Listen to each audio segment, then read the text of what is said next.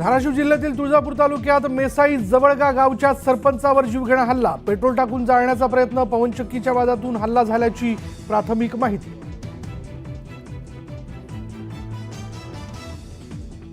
दोन बहिणींची अत्याचार करून हत्या केल्याच्या घटनेनंतर राजगुरुनगर बंदची हाक, सर्वपक्षीय संघटनांनी दिली बंदची हाक।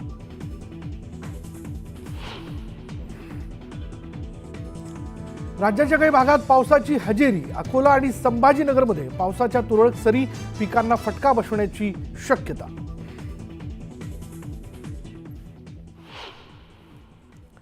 माजी पंतप्रधान मनमोहन सिंग यांचं निधन, वयाच्या 92व्या वर्षी दिल्लीच्या एम्समध्ये घेतला अखेरचा श्वास।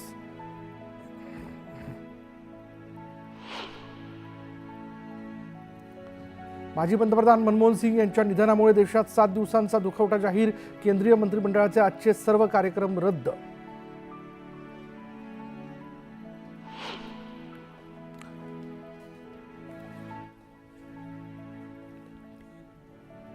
काँग्रेस कार्यकारिणीचे आजचे सर्व कार्यक्रम रद्द, राहुल गांधी, मल्लिकार्जुन खरगे बेळगावहून तातडीने दिल्लीत रवाना।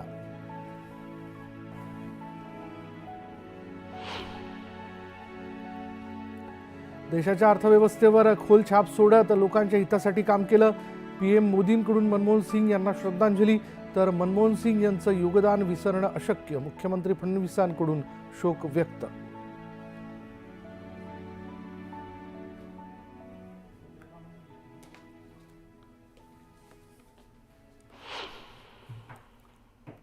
आता आपण नजर टाकणार आहोत सुपरफास्ट 100 वरती। अगदी झटपट सुरुवात करूयात एका दुःखद बातमीने।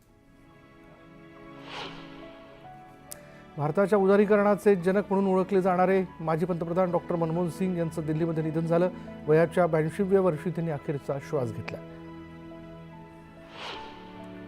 उदारमतवादी धोरणाचे जनक असलेल्या मनमोहन सिंग यांच्या निधनानंतर जगभर हळहळ व्यक्त केली जाते। श्वसनाचा त्रास होत असल्यानं मनमोहन सिंग यांना दिल्लीच्या एम्स रुग्णालयात दाखल करण्यात आलं होतं। उपचारादरम्यान त्यांचं निधन झालं। डॉक्टर मनमोहन सिंग यांच्या निधनानंतर 7 दिवसांचा राष्ट्रीय दुखवटा जाहीर करण्यात आला आहे। देशातील विविध स्तरातून शोक व्यक्त होतोय। माजी पंतप्रधान मनमोहन सिंग यांच्या निधनावर राष्ट्रपती द्रौपदी मुर्मू यांनी शोक व्यक्त केला। मनमोहन सिंग यांनी भारतीय अर्थव्यवस्था सुधारण्यात महत्त्वाचं योगदान दिलं, असं मुर्मू म्हणाले।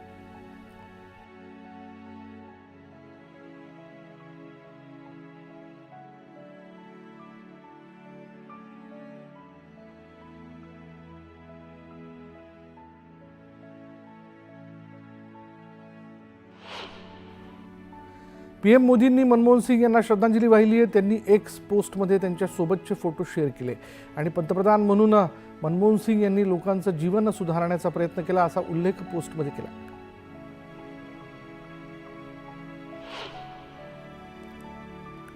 माजी पंतप्रधान डॉक्टर मनमोहन सिंग यांच्या निधनाचं वृत्त अत्यंत दुःखद आहे। दुःखाच्या या काळात त्यांचं कुटुंब आणि नातेवाईकांसोबत मी संवेदना व्यक्त करतो, अशी भावना केंद्रीय गृहमंत्री अमित शाह यांनी व्यक्त केली।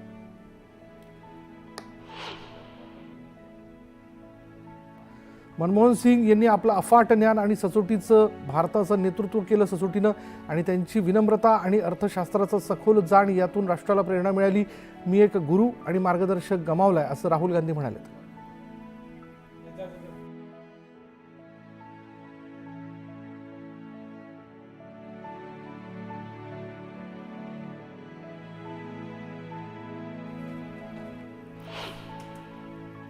राजकारणातील फार कमी लोकांना सरदार मनमोहन सिंग यांच्याप्रमाणे आदर मिळाला आहे। त्यांचा प्रामाणिकपणा आमच्यासाठी नेहमीच प्रेरणादायी असेल आणि या देशावर खरोखर प्रेम करणाऱ्यांमध्ये ते कायम वरच्या स्थानावर असतील, अशी भावना प्रियंका गांधींनी व्यक्त केली आहे। मेसाई जवळगा गावच्या सरपंचावरती हल्ला झालाय। सरपंच नामदेव निकम यांना जाळण्याचा प्रयत्न झाला। तुळजापूर जवळच्या मेसाई जवळगा येथील ही घटना असून गाडीच्या काचा फोडून हल्ल्याचा प्रयत्न करण्यात आला। धाराशिवच्या तुळजापूर तालुक्यात हल्ल्याच्या घटना सुरूच आहेत आणि त्यातच आता मेसाई जवळगा गावच्या सरपंचावरती जीवघेणा हल्ला झाला। जवळगा गावचे सरपंच नामदेव निकम यांना 4 व्हीलर गाडीवरती पेट्रोल टाकून जाळण्याचा गुंडांनी प्रयत्न केला। सरपंच नामदेव निकम हे जवळच असलेल्या बारूळ गावातून आपल्या जवळगा गावाकडे जात असताना ही घटना घडली। गाडीच्या काचा दगडानं फोडून गाडीवरती पेट्रोल आणि अंडी फेकून हल्ला करण्यात आला आणि या हल्ल्यामध्ये सरपंचासोबतच एक जण जखमी झालाय। या संदर्भातली माहिती आपण घेऊयात. आमचे प्रतिनिधी बालाजी निरफळ आहेत आपल्यासोबत फोनलाईनवरती. बालाजी, कधीपासूनचा हा सगळा प्रकार आणि काय उद्देश होता? श्वेता, ऐकून जर बघितलं तर तुळजापूर तालुका सध्या वेगळ्या कारणामुळे चर्चेत आलेला आहे. इथं पवन चक्क्याचे जे आहे ते गुंडामार्फत शेतकऱ्यांना धमकावणे, मारहाण करणे हे प्रकार सध्या सुरू आहेत. आणि रात्री नामदेव निकम जे आहे ते मेसाई जवळगाचे सरपंच ते गावाकडे जात असताना त्यांच्या गाडीवरती अज्ञात लोकांनी हल्ला केला. त्यांची गाडी जी आहे ती फोडून पेटवण्याचा प्रयत्न केल्याचा आरोप त्यांनी केलेला आहे. आणि याच गावात काही दिवसापूर्वी आपण जर बघितलं तर 15 महिनाभराचा कालावधी लोटला असेल. या गावात बाउन्सर पाठवून जे आहे ते पवन चक्क्याच्या कंपन्याकडून शेतकऱ्यांना दादागिरी करण्यात आली होती. मोठ्या गाड्या ज्या आहेत या गावातून दहशत माजवण्याचा प्रयत्न जे आहे ते पवन चक्क्याच्या कंपन्याच्या गुंडाकडून करण्यात आला होता.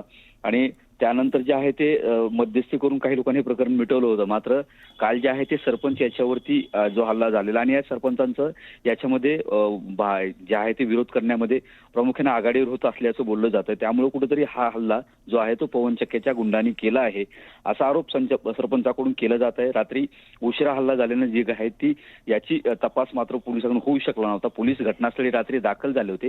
पोलिसांनी आता त्याचा तपास सुरू केलेला आहे.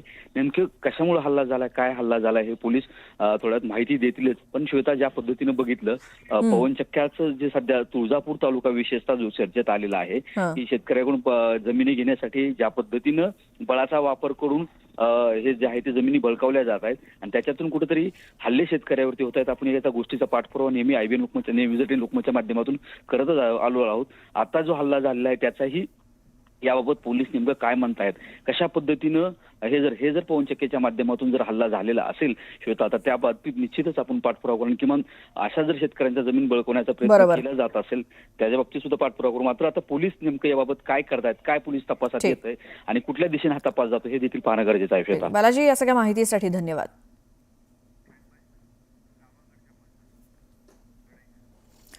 आता पुन्हा बघूयात गावाकडच्या 50 बातम्या.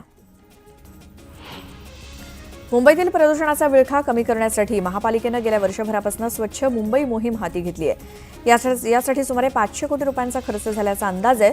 तरी देखील धुळीचं प्रमाण काही कमी झाल्याचं दिसत नाहीये. बंगारातलं लाकूड आणि कोळसा जाळून चालणाऱ्या बेकऱ्यांमुळे मुंबईतील प्रदूषणात भर पडतीये. या बेकऱ्या बंद करण्यासाठी MMPCB आणि पालिकेच्या पर्यावरण विभागानं वेगानं हालचाली सुरू केल्या. त्यानुसार मुंबईतील 276 बेकऱ्यांवरती पालिकेच्या पर्यावरण विभागानं नोटीस बजावली. मुंबईतलं प्रदूषण रोखण्यासाठी 100 नवीन धूळ शोषण यंत्र घेण्याचा निर्णय महापालिकेनं घेतलाय. तसंच लाकडाच्या स्मशानभूमीचं रूपांतरण इलेक्ट्रिकमध्ये झाल्यास त्याचा देखील सकारात्मक परिणाम होईल असं आता प्रशासनाकडून स्पष्ट करण्यात आलंय. शहरामध्ये आणि उपनगरामध्ये उघड्यावरती डेब्रिज वाहून येणाऱ्या 493 वाहनांवरती महापालिकेनं जोरदार कारवाई केली आहे. त्यात 11,83,000 रुपयांचा दंडही वसूल केला असून ही कारवाई यापुढे देखील सुरूच राहणार असल्याचं विभागाचे मुख्य अभियंत्यांनी सांगितलं. थंडीतील शेकोटीसोबतच सार्वजनिक ठिकाणी उघड्यावरती जाळण्यात येणारा कचरा मुंबईतील हवेच्या प्रदूषणामध्ये आणखी भर टाकत असल्यामुळे पालिकेनं या कारवाईला सुरुवात केली आणि पर्यावरण विभागाकडे 352 तक्रारी आल्या असून पालिकेनं 91,000चा दंड वसूल केलाय. मुंबईतील महानगरपालिका शाळांमध्ये मराठी माध्यमांपेक्षा इंग्रजी माध्यमांकडे पालकांचा ओढा आहे. त्यासाठी महापालिकेनं यंदा देखील ऑनलाईन प्रवेश प्रक्रिया सुरू केली आहे.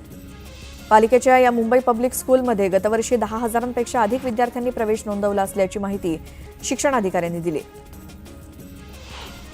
बोरिवलीत रस्ते विभागामार्फत सुरू असलेली रस्त्यांची कामं प्राधान्यानं आणि जलद गतीनं पावसाळ्यापूर्वी पूर्ण करावीत असे आदेश महानगरपालिका आयुक्त भूषण गगराणींनी दिलेत.